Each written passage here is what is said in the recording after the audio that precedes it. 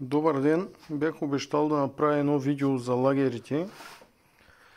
Ето, отворих най-накрая една Opel кутия М32 първа генерация, с която искам да покажа за какво става въпрос.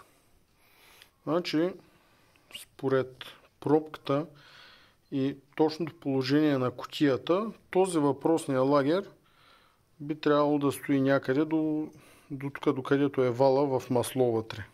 В маслото вътре да плува. И ето какво му е състоянието. То се вижда за какво става въпрос. Ето го този, който не плува вътре в маслото. И другия, който пък е още по-нависоко. И той е здрав. Що го не?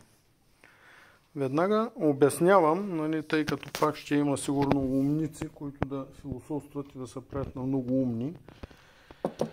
Обяснявам защо се получава така. Има едно нещо, наречено центробежни сили.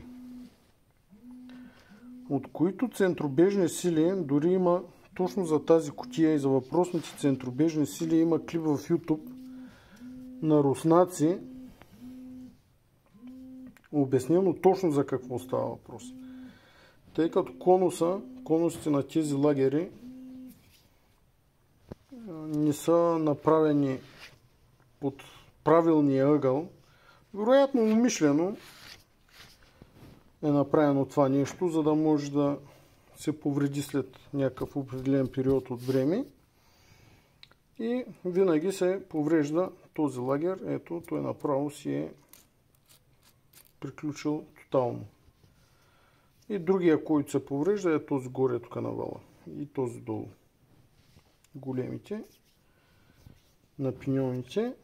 И от тези центробежни сили просто маслото се избутва и този лагер остава насух, въпреки че е вкаран вътре в маслото. Тъй като това тук е шестата и от високите обороти просто маслото излиза.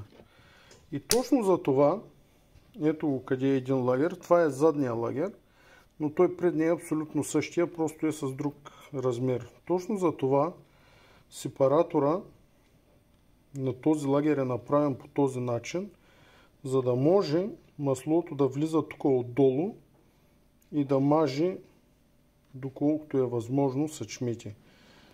Заради тези центробежни сили. Защото ето къде е този с обикновения сепаратор, който е металния. Това нещо става като вентилатор направо тук. Тези високи и ниски части стават като вентилатор.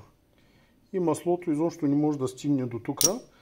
Относно, нали, пак да зачекна темата с хондите. Като тръгнеш да караш по магистралата с 140 на пета, въпросният първичен вал се върти със сигурно над 3000 оборота, не знам точно колко, но да предположим, че са 3000 оборота.